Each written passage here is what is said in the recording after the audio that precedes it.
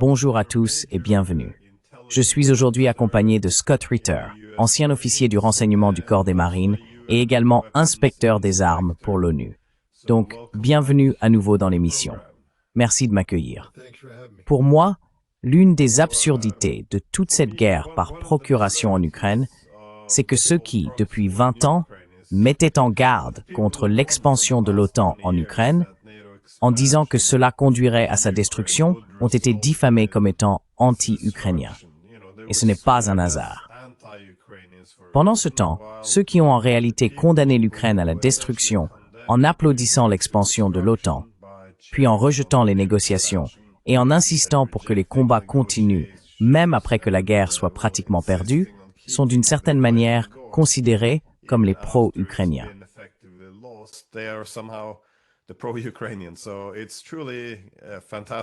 C'est donc une propagande de guerre vraiment remarquable que nous avons vue. Mais il semble que nous arrivions maintenant à cette phase finale que beaucoup avaient prédite.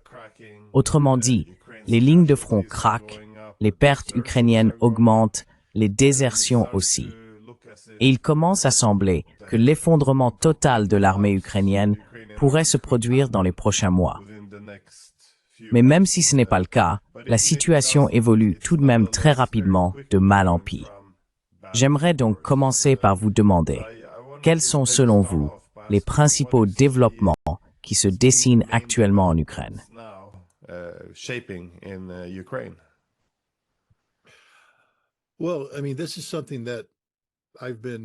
Eh bien, je veux dire, c'est quelque chose que moi et d'autres avons prédit depuis que la guerre s'est intensifiée à l'automne 2022. Lorsque la Russie est passée de la première phase, qui était cette opération éclair, destinée à contraindre l'Ukraine à la table des négociations, ce qui a d'ailleurs réussi, mais ensuite l'Ukraine a rejeté la paix à laquelle elle avait consenti, sous l'influence de ces personnes qui soi-disant se soucient de l'Ukraine. Vous savez, j'ai dit que nous entrions dans un conflit qui allait épuiser les Ukrainiens.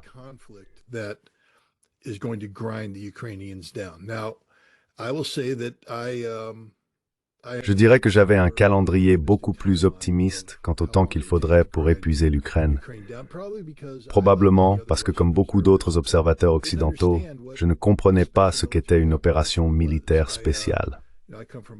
Vous savez, je viens d'un milieu où la guerre est conçue comme une série d'actions visant à obtenir une victoire totale. L'opération militaire spéciale n'était pas une action destinée à obtenir une victoire totale. C'était toujours une action limitée, avec tout un ensemble d'enjeux politiques qui s'y superposaient. Il est donc devenu difficile, d'un point de vue militaire occidental, de comprendre exactement ce que faisait la Russie, car pour un esprit formé à l'occidental, il y avait de nombreuses occasions manquées. Beaucoup de choses étaient permises.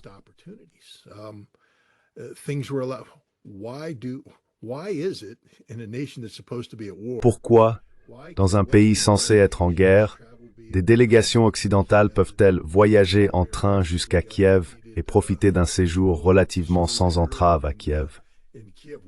Pourquoi cette ligne de train existe-t-elle encore? Parce que je peux vous garantir que si l'Amérique était en guerre avec l'Ukraine, cette ligne de train n'existerait pas et toute délégation qui se rendrait à Kiev n'aurait probablement qu'un aller simple. Mais c'est pas ainsi que les Russes opéraient. Donc vous savez, le calendrier était décalé, mais le processus, le calcul militaire, reste le même. La Russie allait mener une guerre d'usure qui finirait par atteindre un point culminant, où les ressources ukrainiennes ne pourraient plus être renouvelées. Et alors, on se retrouve dans une situation où finalement, la cohésion militaire du côté ukrainien s'effondre. Et quand elle s'effondre, tout est terminé.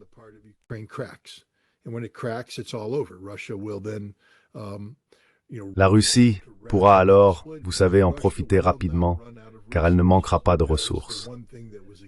C'était la seule chose qui était acquise dès le départ, même si beaucoup n'étaient pas d'accord. Mais c'est le point sur lequel moi et d'autres avions totalement raison. La machine militaire russe serait capable de surpasser la machine militaire ukrainienne, même soutenue par l'OTAN, parce que la Russie disposait de ressources humaines plus importantes. La Russie avait une industrie militaire facilement mobilisable, contrairement à l'Occident qui ne s'est toujours pas mobilisé. Et à terme, l'Ukraine finirait simplement par manquer de ressources. C'est la situation dans laquelle nous nous trouvons aujourd'hui. La Russie a également trompé tout le monde, car elle n'a pas eu recours à des tactiques de type Bakhmut, où les deux camps étaient broyés. Bakhmut a été un bain de sang pour les deux parties.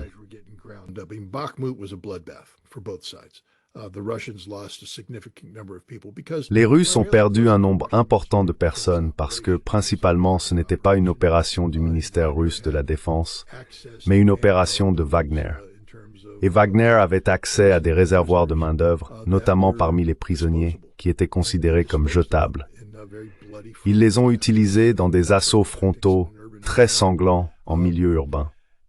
Ce n'est pas ainsi que le ministère russe de la Défense opère. En fait, je crois que le ministère russe de la Défense subit une pression politique pour réduire le nombre de pertes russes. Ainsi, les tactiques ont évolué pour vaincre l'armée ukrainienne en utilisant des méthodes de hachoir à viande qui étaient clairement à sens unique quant à ceux qui étaient sacrifiés. Ce que nous voyons aujourd'hui, c'est que les Ukrainiens subissent des pertes horribles parce que la Russie a maîtrisé la nature de ce conflit.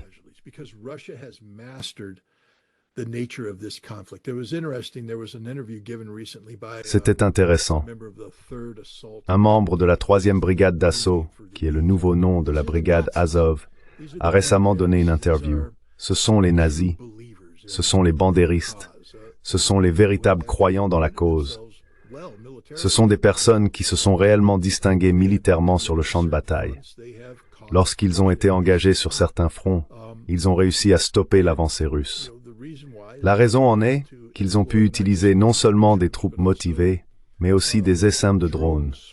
Je veux dire, la grande avancée ukrainienne dans cette guerre a été leur capacité à déployer des quantités importantes de drones, en particulier ces drones suicides FPV, vus à la première personne, et à les utiliser comme appui-feu sur le champ de bataille.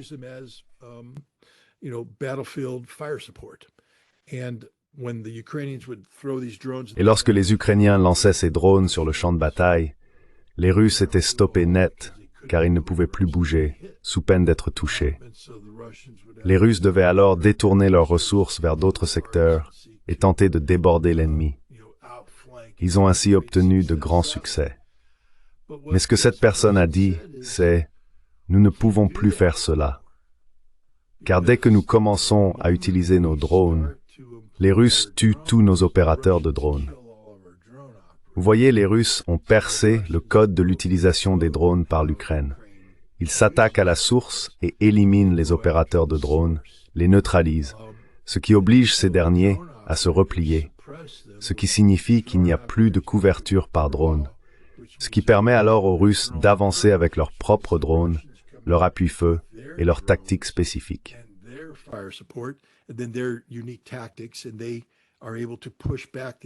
Et ils parviennent à repousser les Ukrainiens au prix de lourdes pertes pour ces derniers. C'est ce qui se passe aujourd'hui. Sur le terrain, les Ukrainiens ne bénéficient d'aucun avantage. Aucun.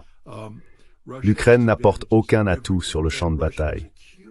La Russie, elle, dispose d'avantages partout, et elle a accumulé suffisamment de ressources pour maintenir cette pression de supériorité et de suprématie sur toute la ligne de contact, de sorte que la pression est continue.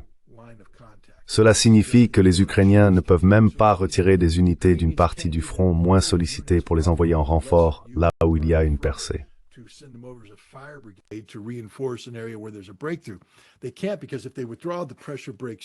Ils ne peuvent pas, car s'ils se retirent, la pression devient incontrôlable et il n'y a pas de réserve.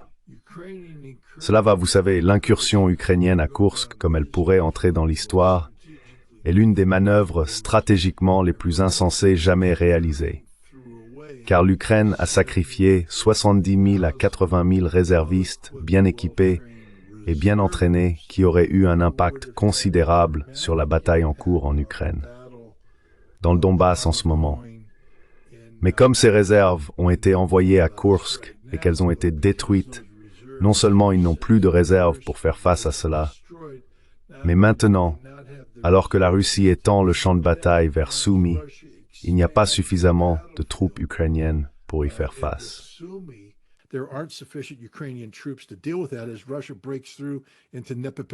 Alors que la Russie perce jusqu'à Dnipropetrovsk, il n'y a aucune réserve ukrainienne pour établir une seconde ligne de défense. Nous assistons à l'effondrement de la cohésion défensive ukrainienne. Et cela entraînera d'autres conséquences. J'avais prédit encore une fois qu'il y aurait un effondrement militaire, un effondrement économique, un effondrement social, et qu'en fin de compte, cela mènerait à un effondrement politique. C'est ainsi que cela se définira. Nous assistons actuellement à un effondrement sur tous ces fronts. Nous voyons l'effondrement militaire, nous constatons que l'économie ne fonctionne plus. Ils viennent tout juste de faire défaut.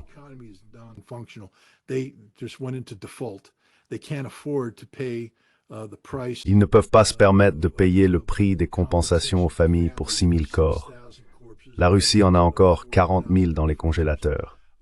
Il n'y a plus d'argent, il n'y a plus de munitions, il n'y a plus de défense aérienne, ce qui signifie que la Russie domine, ce qui signifie que la volonté de la société de continuer à résister s'effondre. Et il est déjà question en Ukraine de se débarrasser de Zelensky, de le remplacer par le président du Parlement, même si cette personne ne sera pas autorisée à survivre non plus. J'ai récemment réalisé une interview avec un écrivain et politologue russe, je crois qu'il s'appelait Dmitri Vedrin. Et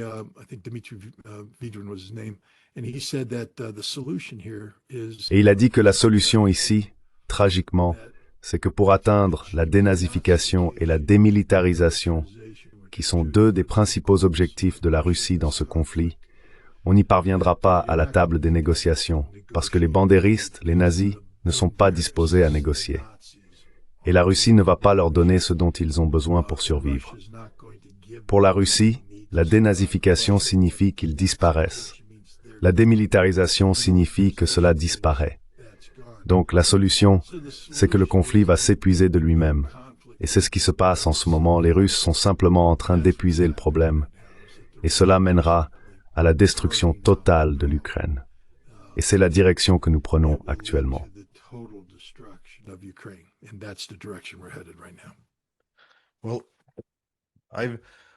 Eh bien, j'ai aussi entendu du côté ukrainien que le revers subi avec leurs drones a désormais un impact énorme dans tous les domaines sur le champ de bataille. Et je pense qu'un bon indicateur de ce que vous avez mentionné, l'incapacité à redéployer des troupes vers des zones plus faibles, a été assez évident avec ce qui s'est passé lorsqu'ils ont déplacé une partie de leurs troupes hors de Soumy. À quelle vitesse la situation a commencé à se détériorer. Donc oui, ce n'est plus vraiment, peut-être dans les médias occidentaux, mais sinon, ce n'est plus un secret que les choses vont très mal. Un thème clé cependant, au cours des 3 dernières années, a été que chaque fois que la situation passe de mal en pis, nous avons tendance à escalader. C'est-à-dire, vous savez, commencer à envoyer des chars, des HIMARS, des F-16. Et la chose la plus récente, qui m'a aussi surpris, c'est cette attaque contre la dissuasion nucléaire de la Russie. Ça dépasse un peu ma compréhension. Comment ils ont pu faire quelque chose d'aussi imprudent? Non seulement, vous savez, cela fait monter la guerre d'un cran de façon spectaculaire, mais cela pourrait vraiment avoir des conséquences très imprévisibles. Je ne suis pas sûr que nous ayons encore vu comment les Russes comptent réagir. Mais les traités de contrôle des armements, je veux dire, dans tous les domaines, cela va avoir beaucoup de répercussions. Eh bien, selon vous, quelles seront les conséquences de cette dernière escalade?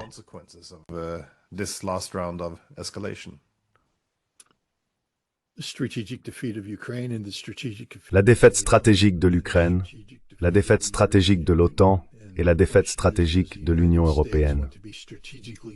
Et la question est, les États-Unis veulent-ils aussi être stratégiquement vaincus, ou voulons-nous nous en séparer? Maintenant, quand nous parlons de défaite stratégique, parce que la guerre est une extension de la politique par d'autres moyens, vaincre l'OTAN signifie qu'il faut détruire l'OTAN politiquement. Cela ne signifie pas une défaite militaire. Cela signifie que l'OTAN ne peut plus continuer à exister en tant qu'alliance militaire cohésive. Elle se fracture, l'effondrement de l'OTAN. C'est ce qui se passe en ce moment à cause de la décision de l'OTAN de s'acharner contre la Russie, de faire de la Russie l'ennemi.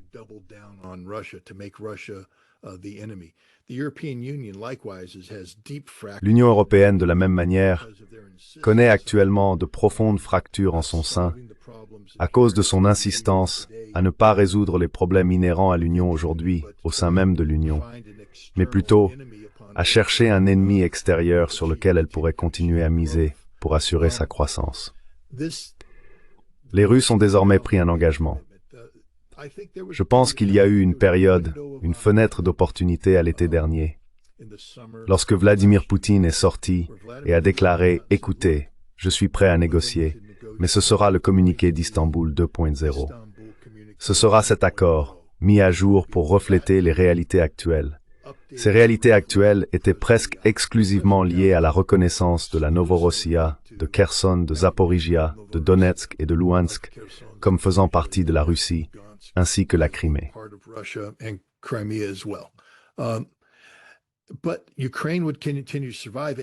Mais l'Ukraine aurait continué à survivre. Et s'ils en avaient profité, le gouvernement Zelensky aurait probablement pu survivre, ou du moins une forme dérivée de celui-ci. Parce que je pense que la Russie cherchait une issue à ce conflit. Elle n'avait pas encore pris la décision politique à laquelle elle s'est engagée aujourd'hui, à savoir un conflit sans fin qui n'a qu'une seule issue. Je pense qu'en juin 2024, la Russie était prête à conclure un accord qui lui aurait donné la plupart de ce qu'elle voulait, mais pas tout. Je pense que cette fenêtre s'est refermée, qu'elle n'existe plus. Je pense que les Russes ont désormais reconnu le gouvernement Zelensky pour ce qu'il est, une organisation terroriste, et qu'il ne peut y avoir aucune coexistence, pacifique ou autre. Il doit être détruit.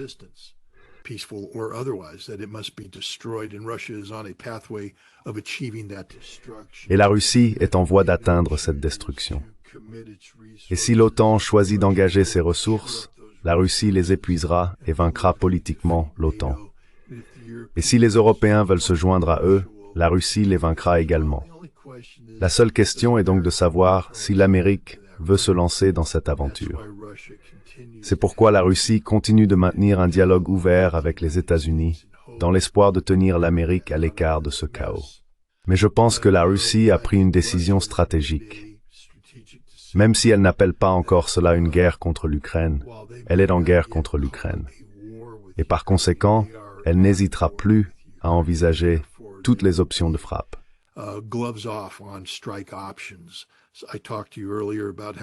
Je vous ai parlé plus tôt du fait qu'en tant que marine, il y a des choses que j'aurais faites différemment.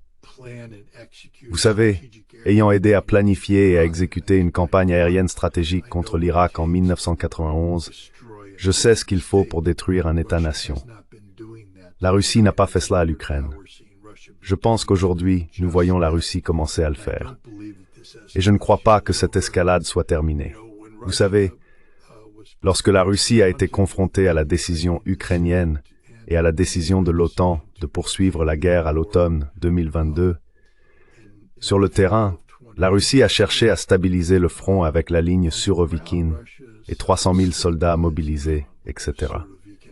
Mais pendant qu'ils stabilisaient la ligne, la Russie a lancé une campagne aérienne stratégique que la plupart des gens ne connaissent pas.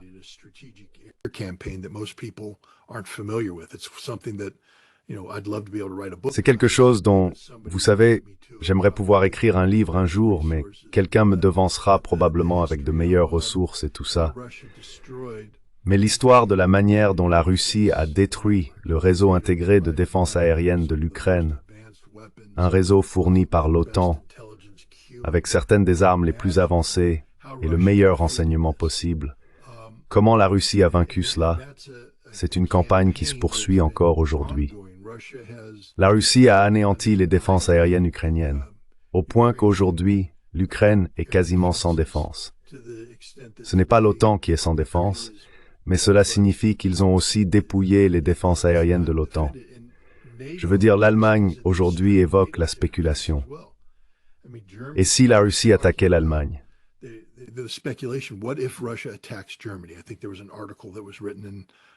Je pense qu'il y a eu un article publié aujourd'hui qui explique qu'en gros, l'Allemagne ne dispose que de suffisamment de défense aérienne pour protéger Berlin et que le reste du pays est littéralement sans défense face à une attaque russe. Cela signifie que tous les sites industriels de Düsseldorf, etc., liés à Rheinmetall et au développement du missile Taurus, seraient détruits et que l'Allemagne ne pourrait rien faire pour l'empêcher. Et pour être franc, l'Allemagne ne peut même pas défendre Berlin, car les ressources allouées à la défense de Berlin sont équivalentes à celles que le monde a fournies à l'Ukraine pour défendre Kiev, et elles sont insuffisantes. La Russie a développé des tactiques et des outils capables de surpasser les défenses aériennes occidentales. L'Allemagne est sans défense face à la Russie. Et cela signifie que l'Europe est sans défense face à la Russie.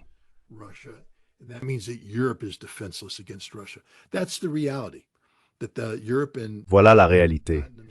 L'Europe et l'UKBRD se sont placées dans une position où elles se sont engagées dans une direction stratégique visant à vaincre la Russie. Mais tout ce qu'elles ont réussi à faire, c'est s'exposer à l'inévitabilité de leur propre effondrement. La manière dont l'Europe avance dans cette expansion, et comme vous l'appelez, cette escalade, fait qu'il devient impossible de qualifier toute escalade du conflit de questions relevant de l'article 5. Je veux dire, l'Allemagne ne cherche pas l'autorisation de l'OTAN pour fournir à l'Ukraine une technologie de missiles avancée, ce qui signifie qu'il s'agit d'une action unilatérale allemande, similaire à bien des égards à la décision turque d'intervenir en Syrie. Et vous savez ce qui s'est passé lorsque la Russie a réagi. Elle a attaqué un convoi turc et tué des soldats turcs.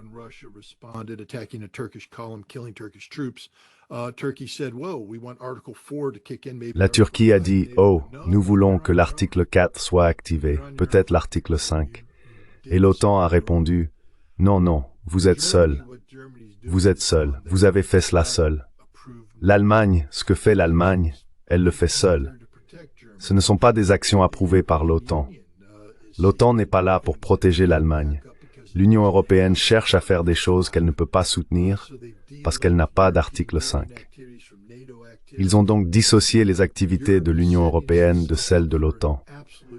L'Europe se prépare à une catastrophe absolue, car si elle continue d'escalader, comme vous l'avez dit, elle n'a pas les moyens de soutenir cette escalade ou de la garantir.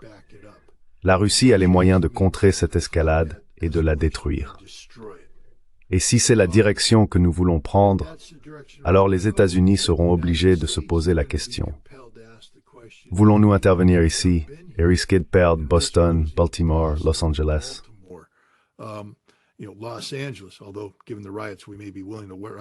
Bien que, compte tenu des émeutes, nous soyons peut-être prêts à abandonner Los Angeles. Mais combien de villes américaines sommes-nous prêts à perdre pour Düsseldorf? Et la réponse est aucune. Aucune. C'est un problème que l'Europe s'est créé elle-même. Et la solution appartient à l'Europe. Mais l'Europe n'a pas les moyens de trouver une solution. Donc je pense que les Russes sont actuellement déterminés à gagner cette affaire.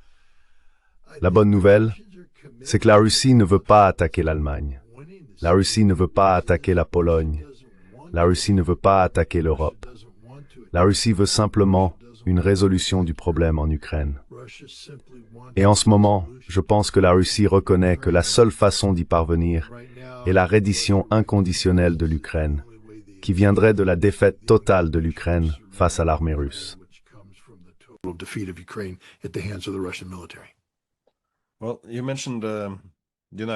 Eh bien, vous avez mentionné les États-Unis. La question est de savoir s'ils vont rester en dehors de cette affaire. Mais avec ces attaques contre la dissuasion nucléaire de la Russie, voyez-vous une possibilité que les États-Unis n'aient eu aucune implication? Et si les États-Unis étaient impliqués, est-il possible que seules les agences de sécurité l'aient été et que Trump lui-même n'en ait rien su? Ou est-ce, encore une fois, simplement beaucoup de spéculation? Donc, en partant du principe que nous ne disposons d'aucune information, il est difficile d'imaginer qu'une telle opération ait pu être menée sans au moins l'assistance des agences de renseignement américaines, voire sans qu'elles en aient connaissance.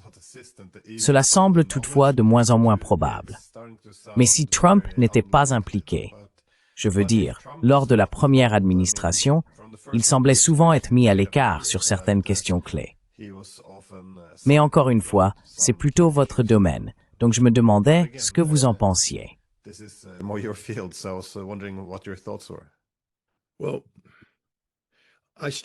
Eh bien, je pars du principe, sur la base de facteurs observables, que l'administration Trump était une administration dysfonctionnelle en ce qui concerne la politique russe, la politique ukrainienne et à bien des égards la politique de sécurité nationale. Normalement, pour qu'une administration soit fonctionnelle, il faut une approche systématique de l'élaboration des politiques, en partant de zéro. En général, l'orientation politique vient de l'exécutif, le président, puis le conseiller à la sécurité nationale organise une réunion au cours de laquelle il attribue des tâches aux différentes agences, qui les répartissent ensuite en groupes interministériels, afin de commencer à bâtir un consensus sur la possibilité d'exécuter cette politique. Si ce n'est pas possible, il faut déterminer ce qui doit être fait pour qu'elle devienne exécutable, puis comment elle sera mise en œuvre.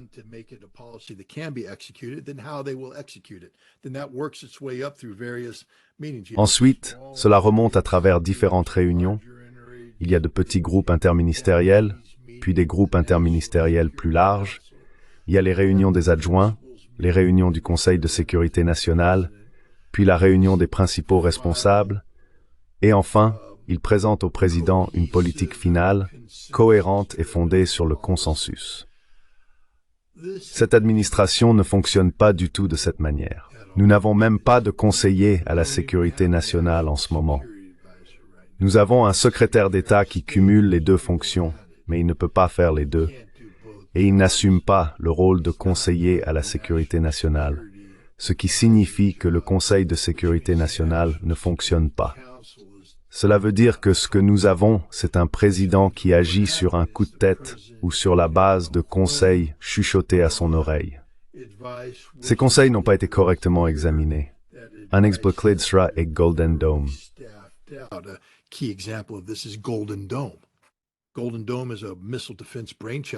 Golden Dome est une idée de défense antimissile qui lui a été imposée par des gens comme Pete Hegseth et d'autres. Cela n'a pas été externalisé ni examiné. Ça ne peut pas fonctionner. Parlez à Theodore Postol. Il vous dira que ça ne peut pas marcher. Ça ne marche pas non plus au niveau du budget. 150 milliards de dollars. Maintenant, on parle de près de 4000 milliards de dollars. Et ça ne fonctionnera toujours pas. Juste pour que les gens ne se disent pas « Eh bien, Scott, tu es très pessimiste. » Je ne sais pas. Je suis ce sujet depuis un certain temps. J'ai grandi à l'époque de la guerre froide et j'ai vu comment, vous savez, Safeguard était censé nous défendre. Mais nous n'avons pas pu faire Safeguard. Nous avons abandonné Safeguard. Pour moi, c'était un exercice académique parce que j'étais trop jeune pour l'avoir vécu en tant qu'acteur. Mais en étudiant Safeguard, on se rend compte que la défense antimissile ne peut tout simplement pas fonctionner. Il y aura toujours quelque chose qui contournera Safeguard.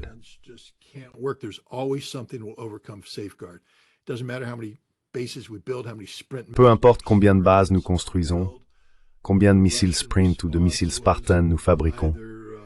Vous savez, la réponse russe consistait soit en de gros missiles dotés de véhicules de rentrée multiples à ciblage indépendant qui submergeraient le système, soit en FOB, un système de bombardement orbital fractionné, ce qui signifie qu'on place un missile en orbite et qu'il en sort sur une trajectoire qui ne peut pas être suivie balistiquement, et il frappe la cible. Les Russes avaient la solution. Nous n'avions pas l'argent pour construire tout cela, alors nous avons sagement signé le traité sur les missiles antibalistiques en disant que la destruction mutuelle assurée est notre meilleure garantie de sécurité. Donald Trump, ensuite, ou plutôt pas Donald Trump, Ronald Reagan, a alors dit non, non, non, non, non. Je crois au désarmement, mais nous allons lancer l'initiative de défense stratégique. Vous savez, Brilliant Pebbles Star Wars, ça n'a pas marché, ça ne pouvait pas marcher.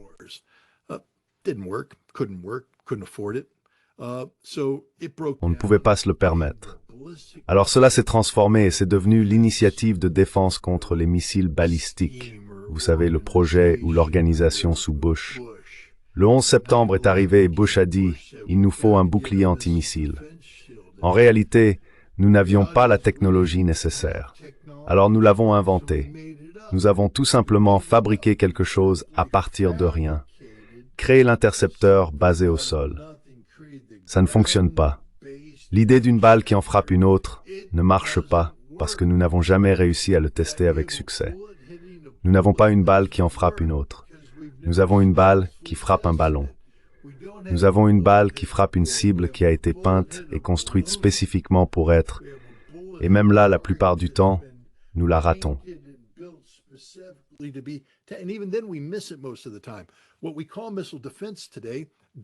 Ce que nous appelons aujourd'hui la défense antimissile ne fonctionne pas. Tout ce que possèdent les Russes peut contourner la défense antimissile que nous avons actuellement. Alors que va-t-on faire maintenant? Inventer le Dôme d'Or, qui est un système de défense antimissile basé sur une technologie qui n'existe pas, qui n'a pas été testée. Et lorsqu'il est question d'utiliser une technologie existante, il s'agit d'une technologie qui ne fonctionne pas. C'est le résultat d'une équipe de sécurité nationale dysfonctionnelle. Cela n'aurait jamais dû arriver sur le bureau du président. Le président n'aurait jamais dû avoir l'occasion de se prononcer là-dessus, car ce dossier n'a pas été correctement préparé.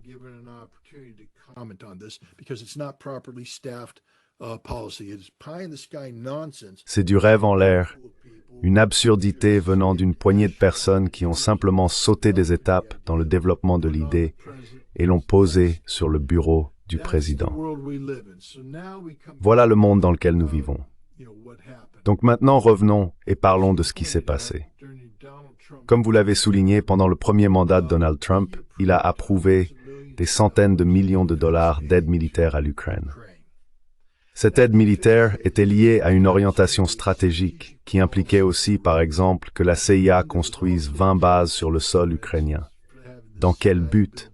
Une coexistence pacifique? Est-ce que ces 20 bases de la CIA étaient là pour se donner la main avec les Russes et chanter Kumbaya?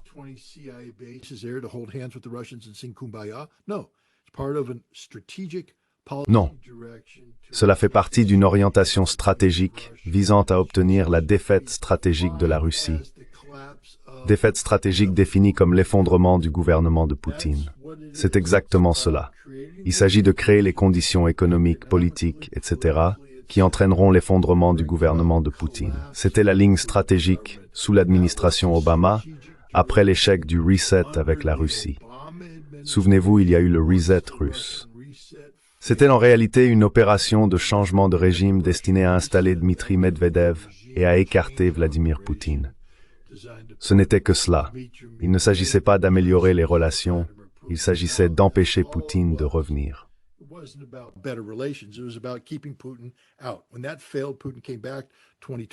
Quand cela a échoué, Poutine est revenu. En 2012, cela s'est transformé en un objectif de changement de régime, et la CIA a redoublé d'efforts contre Poutine, travaillant avec des leaders de l'opposition, etc. Il y a une raison pour laquelle la Russie a expulsé toutes les ONG financées par l'Occident. Elles servaient de couverture à la CIA, qui cherchait à provoquer des troubles intérieurs pour faire s'effondrer le gouvernement russe. C'est cette politique que Donald Trump a héritée. Il ne l'a jamais changée. En fait, ils l'ont même renforcée en Ukraine, en évoquant l'adhésion de l'Ukraine à l'OTAN. Il peut dire que, vous savez, c'était une idée stupide. Eh bien, alors pourquoi ne l'a-t-il pas arrêté quand il était président? Eh bien d'abord, il n'en avait pas la vision.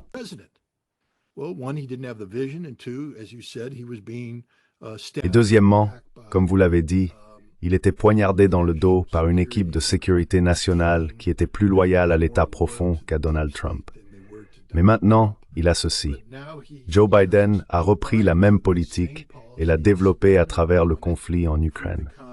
Et maintenant, Trump en a hérité. Posez-vous la question suivante. Trump a-t-il publiquement mis fin à cette politique de sécurité nationale des États-Unis? Trump est-il sorti publiquement pour signer un décret déclarant que ce n'est plus la politique des États-Unis de viser la défaite stratégique de la Russie? Et la réponse est non, il ne l'a pas fait. Trump a-t-il fermé les 20 bases de la CIA en Ukraine? Nous ne le savons pas, car le financement est occulte. Il est caché. Nous ne savons pas. Mais la réponse est non, il ne l'a pas fait.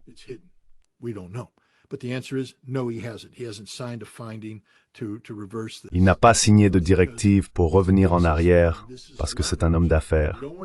Et c'est un moyen de pression. On ne veut pas abandonner tous ces outils tant qu'on n'a pas conclu d'accord. Ce qu'il a fait, c'est garder les mêmes outils sur la table, dont le but est de faire tomber le gouvernement russe.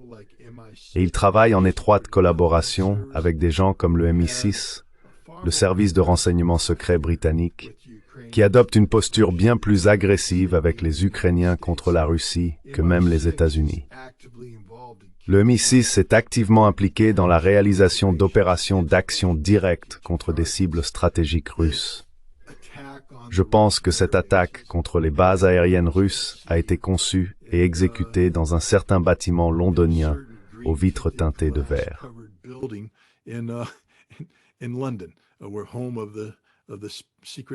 Nous abritons le service de renseignement secret, mais je ne dis pas que le président a ordonné cela.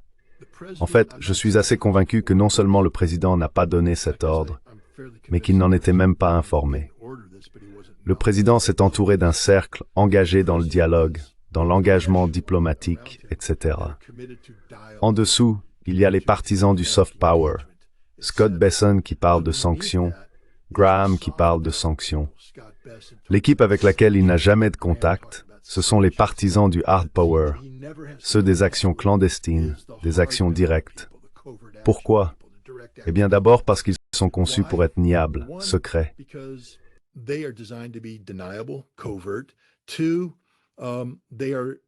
Deuxièmement, ils ne sont pas transparents avec les membres du cabinet Trump qui devraient les conseiller.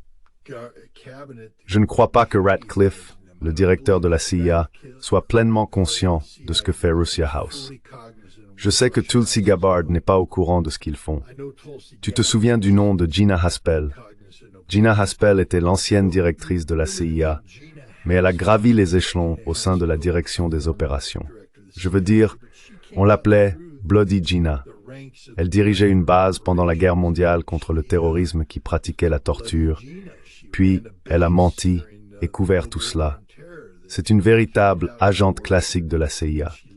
Donc on pourrait penser qu'en devenant directrice, elle serait d'accord avec ce que faisait Russia House.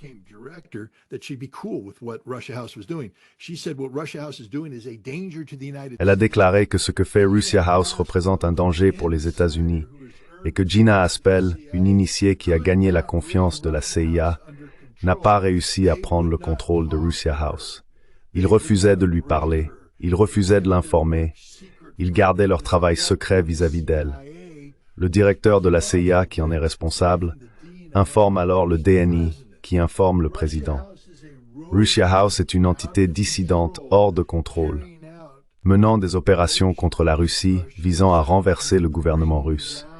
Et tant qu'on ne leur ordonnera pas de cesser, ils poursuivront cette opération, y compris en facilitant le travail des Britanniques et en aidant les Ukrainiens à frapper des bombardiers stratégiques.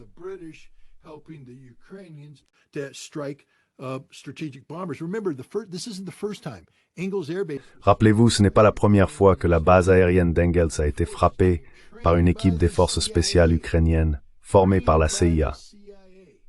Formée par la CIA. Je ne dis pas dirigée par la CIA, je dis formée par la CIA pour cette opération. Donc je pense que ce qui se passe ici, c'est qu'il y a une politique qui est hors de contrôle parce qu'elle fonctionne en mode automatique. Une politique de changement de régime en Russie menée par les Britanniques, facilitée par les Américains, et les Américains en sont conscients. Mais ceux qui en sont conscients la soutiennent. Par conséquent, ils ne vont pas en informer leur direction.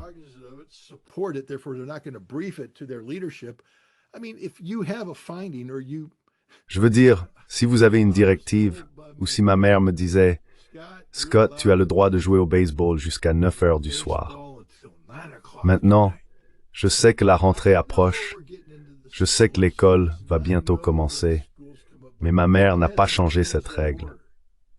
Donc je vais continuer à jouer au baseball jusqu'à 9 heures du soir, même si je sais que ma mère veut que je sois à la maison pour le dîner à 6 heures, parce qu'elle ne m'a pas dit que je ne pouvais pas.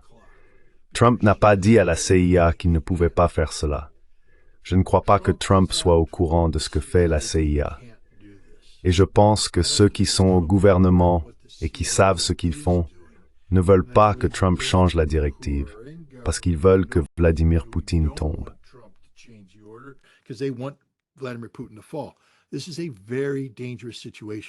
C'est une situation très dangereuse car elle a franchi les lignes rouges des doctrines nucléaires russes.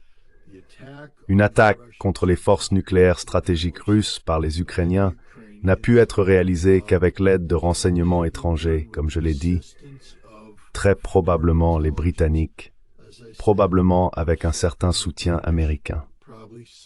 Mais cela correspond aux directives énoncées dans la doctrine qui stipule que si un État non nucléaire attaque l'infrastructure nucléaire stratégique de la Russie avec l'aide d'un État nucléaire, alors la Russie est autorisée à considérer cela comme un précurseur ou une frappe préventive de la part de l'État nucléaire et à répondre avec des armes nucléaires non seulement contre l'État non nucléaire, mais aussi contre l'État nucléaire. Voilà, c'est tout.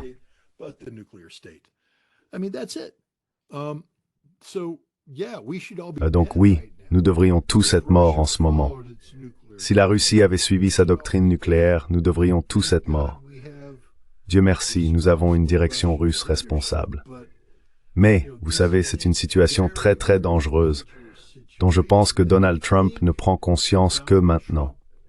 C'est pourquoi on observe presque de la passivité de sa part face à la réponse russe. Il a dit que la Russie allait les frapper fort. Mais l'Ukraine l'a cherché en menant cette action.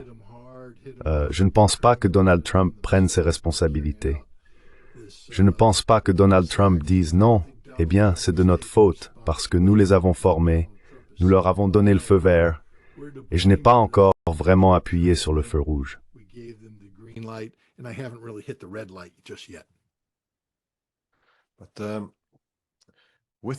Mais avec toute cette récente escalade, que voyez-vous arriver aux négociations de paix? Parce qu'il me semble que la position russe s'est durcie, tandis qu'au moins l'Ukraine et les Européens ne semblent pas disposés à bouger. Est-ce désormais uniquement pour la forme, ou y a-t-il un mouvement, même minime, vers au moins un format commun?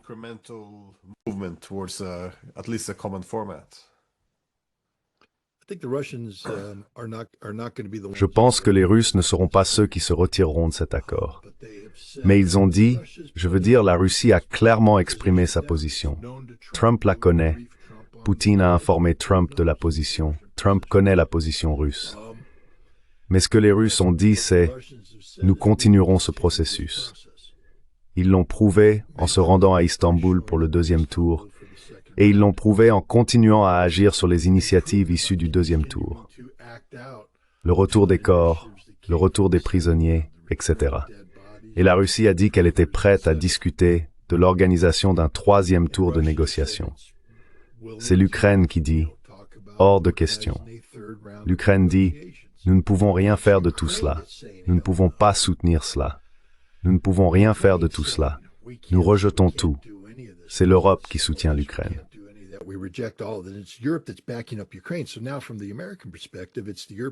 Ainsi, du point de vue américain, ce sont les Européens et les Ukrainiens qui sabotent les négociations de paix, ce qui correspond exactement à la perception que la Russie souhaite renforcer. Car un moment viendra où le président des États-Unis prendra ses distances avec ce processus de négociation.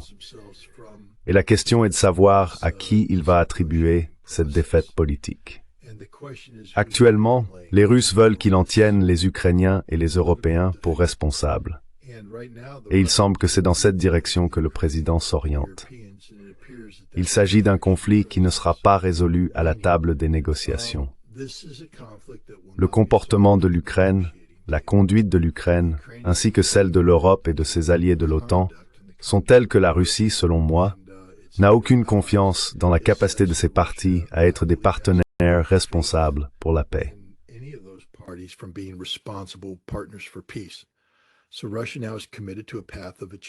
La Russie s'est donc engagée sur la voie de la victoire par la guerre. Et cela se produit rapidement. Cela se passe rapidement sur le champ de bataille en ce moment. Et je pense que vous allez assister à l'effondrement politique rapide de Zelensky. On parle déjà d'un mouvement en Ukraine pour l'évincer, car il n'est plus un outil utile pour qui que ce soit. Il est devenu un problème pour tout le monde. Mais je constate aussi qu'il n'y a rien que l'Europe puisse faire pour mettre fin à cela. Je veux dire, il semble que les Russes aient décidé de ne plus se retenir. Il y a eu une frappe l'autre jour à Ternopil, je crois que c'est le nom de la ville, qui aurait visé un bunker, un dépôt d'armes qui contenait 56 missiles patriotes. Alors même que l'Ukraine affirme « Nous n'avons plus de missiles patriotes, il nous en faut davantage ».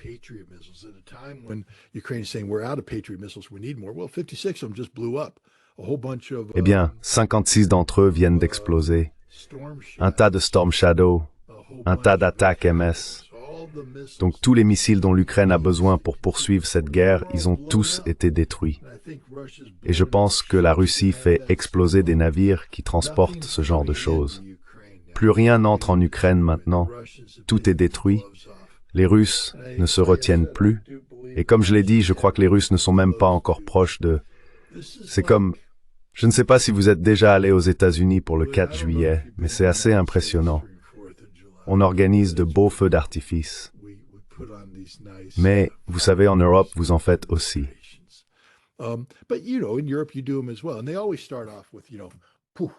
Et ils commencent toujours par, vous savez, pouf, pouf, pouf, et tout le monde fait « Ah !» Puis pouf, pouf, pouf, pouf, et tout le monde fait « Oh, cool, ba, ba, ba, ba, ba !» Ils vous emmènent dans cette sorte de torpeur.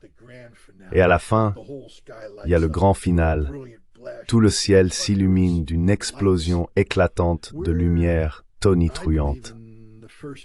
Je crois que nous ne sommes qu'aux premières phases du feu d'artifice russe. Nous n'en sommes même pas à la moitié. Ils n'ont pas encore atteint le point médian. Mais il y aura un final, et il sera terrible. Ce sera au-delà de l'imagination. En Occident, nous ne pouvons même pas commencer à imaginer cela. Les Russes préparent un final qui, je le crois, inclura de nouvelles armes, pas seulement les armes russes, mais de nouvelles armes.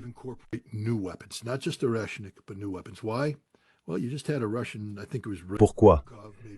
Eh bien, il y a eu récemment un Russe, je crois que c'était Ryabkov, peut-être quelqu'un d'autre, qui a dit, vous savez que cela fait longtemps que nous mettons en garde l'Occident au sujet du traité INF et du danger de s'en retirer, le traité sur les forces nucléaires à portée intermédiaire. Et il a expliqué que les Russes s'étaient en quelque sorte imposé des limitations.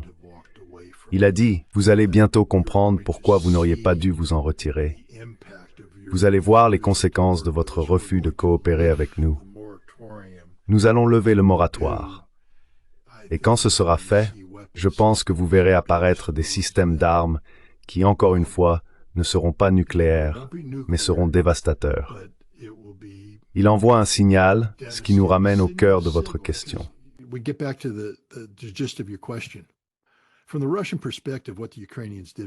Du point de vue russe, ce que les Ukrainiens ont fait était très dangereux.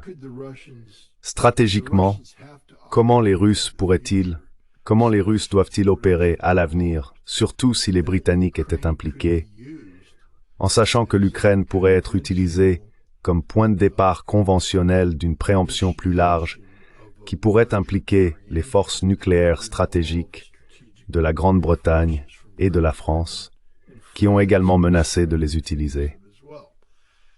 Alors, doit-on supporter la prochaine série de provocations ukrainiennes contre vos forces nucléaires stratégiques et simplement dire, eh bien, nous espérons que ce n'est pas ça. Parce que si vous vous trompez et que les Britanniques lancent un trident sur une trajectoire réduite, la Russie a un problème.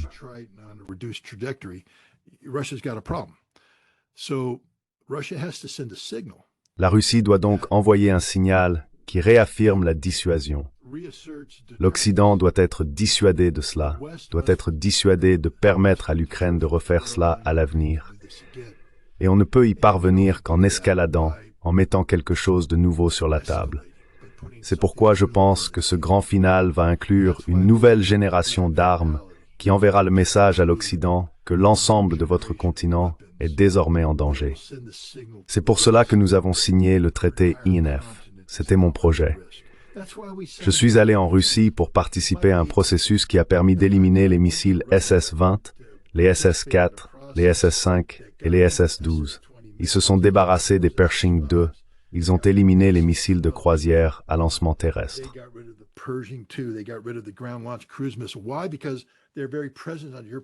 Pourquoi?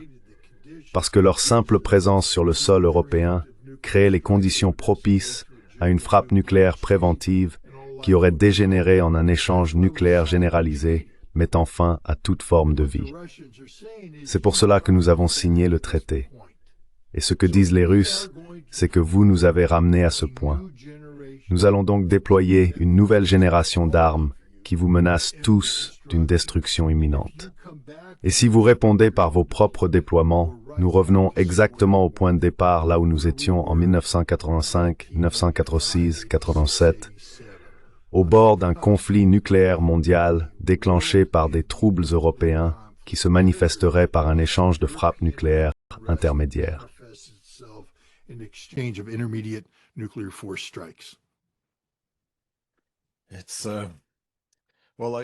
Eh bien, je suppose que ma toute dernière question, très brève, concerne à quoi cela pourrait ressembler. Vous avez mentionné le grand final, car j'ai aussi vu de nombreux rapports occidentaux soulignant que les Russes produisent beaucoup d'équipements militaires, mais qu'une grande partie est en réalité envoyée à l'arrière, constituant une force puissante qui n'est même pas utilisée pour l'instant. Même si les lignes de front évoluent rapidement et qu'il y a tous ces grands développements, ils continuent de renforcer une importante force à l'arrière. J'ai aussi, je ne me souviens plus de qui il s'agissait, regardé une interview d'un responsable russe qui faisait remarquer que s'ils voulaient aller jusqu'au bout, ils auraient déjà commencé à détruire tous les ponts traversant la rivière. On saurait s'ils étaient allés à fond. Comme vous l'avez dit, ils considéraient cela comme limité. Maintenant, encore une fois, cela relève peut-être de la spéculation, mais en se basant sur les options militaires dont disposent les Russes, qu'est-ce qui serait possible? Qu'est-ce que nous pourrions voir dans les semaines à venir?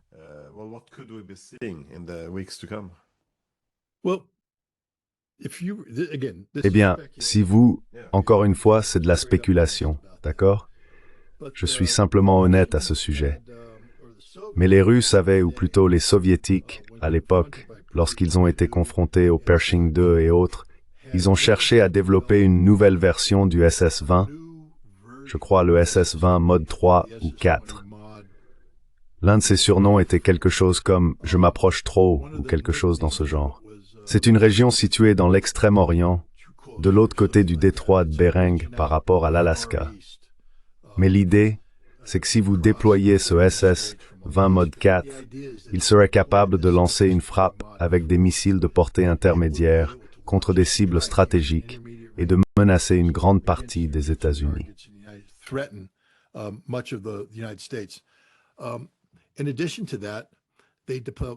En plus de cela, ils ont développé un système d'armes appelé Skorost, ou la vitesse, le rapide. Skorost signifiant rapide. Et c'est une dérivation de ce système qui a permis aux Russes de répondre au déploiement des Pershing II. Ainsi, si le Pershing II quittait sa zone de déploiement, l'idée du missile Skorost était qu'il sortirait et tirerait, et il pouvait atteindre les Pershing II avant qu'ils ne se manifestent comme une menace. C'était donc vraiment une arme préventive, et les Russes étaient prêts à construire cette arme. Ils affirmaient qu'elle était prête à fonctionner lorsque le traité INF a été signé. Maintenant, les Russes sont revenus en arrière. Si vous regardez Ereshnik, qu'est-ce qu'Ereshnik?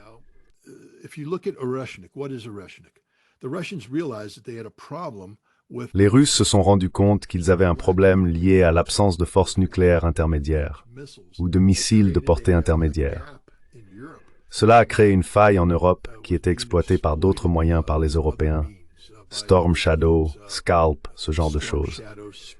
Les Russes ont donc voulu développer un système capable de répondre à cette situation.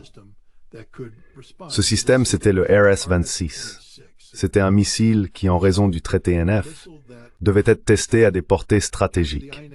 Ainsi, lors du premier essai du RS-26, il me semble qu'il a été lancé à une portée stratégique. Mais ensuite, lorsqu'on ajoute tous les autres composants, cela le ramène à un missile de portée intermédiaire. Son objectif, cependant, était de fournir ce type de frappe stratégique sans impliquer le lancement d'un missile nucléaire stratégique.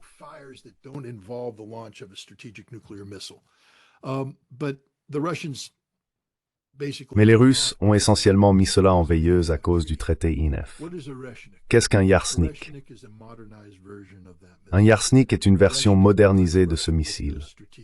Un Yarsnik offre à la Russie ses capacités stratégiques. Le Yarsnik que la Russie a lancé contre les Ukrainiens était un missile qui était techniquement en phase de recherche et développement. Il n'avait pas encore atteint la production à grande échelle. Mais Poutine a déclaré qu'il s'agissait d'un missile ayant atteint la production à grande échelle.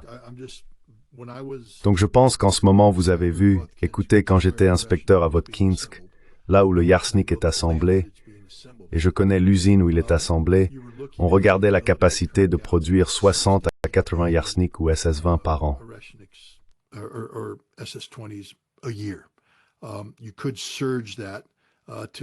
On pourrait augmenter cela à peut-être 80 ou 100.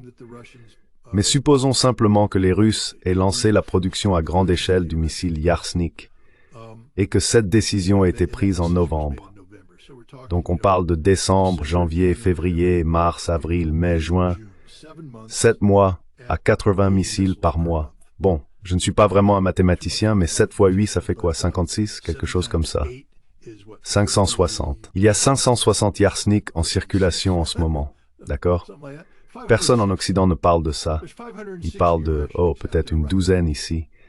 Il y a déjà 560 Yarsnik qui ont été construits.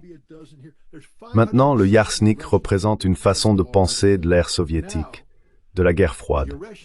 Je préviens toujours les gens, il y a un danger à revenir à la guerre froide, parce que nous n'avons pas gagné la guerre froide.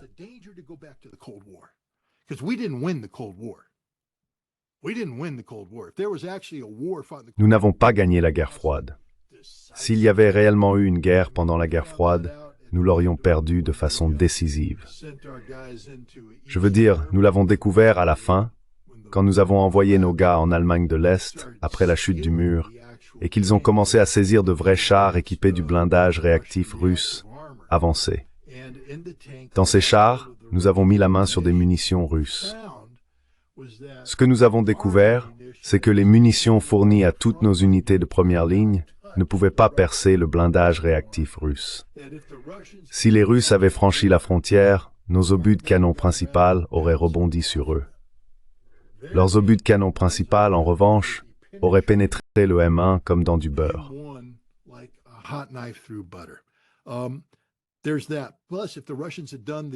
Il y a cela. De plus, si les Russes avaient construit le missile Skorost et l'avaient déployé, il était prêt à être déployé instantanément. Tous nos Pershing II auraient été détruits. Tous nos missiles de croisière lancés depuis le sol auraient été détruits. Le SS-20 aurait dominé le territoire européen. Il n'y avait aucune défense antimissile et tout aurait été terminé. Les Russes auraient gagné cette guerre. C'est une certitude. Les Russes le savent. Qu'ont fait les Russes? Du côté des missiles, un Yarsnik est arrivé. C'est l'équivalent du SS-20. Je crois que les Russes ont aussi construit une version Skorost. Elle n'a pas encore été déployée. Ils n'en parlent pas encore.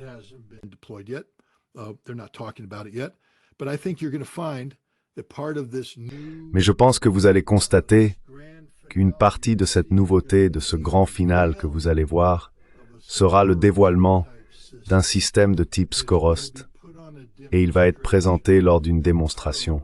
Je ne sais pas ce qu'ils vont frapper, peut-être qu'ils viseront tous les sites F-16, peut-être qu'ils frapperont partout, mais cela sera fait de manière à montrer que l'Europe mourra instantanément si elle veut entrer en guerre contre la Russie.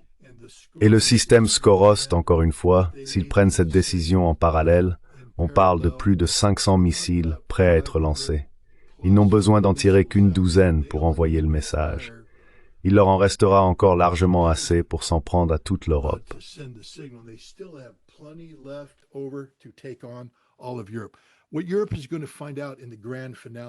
que l'Europe va découvrir lors du grand final, c'est qu'entre le Yarsnik et tout ce qui suivra du Skorost, il n'y a aucune défense en Europe.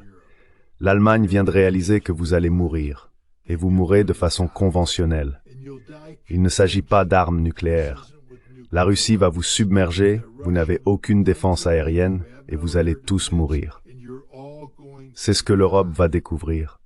C'est le message que la Russie va envoyer, parce qu'elle y est obligée. Elle doit envoyer un signal disant « Vous ne pourrez plus jamais permettre aux Ukrainiens de lancer des drones contre nos bombardiers stratégiques. Cela n'arrivera plus jamais. Et si cela se produit, nous vous éliminerons. » C'est la direction que je pense que ça prend.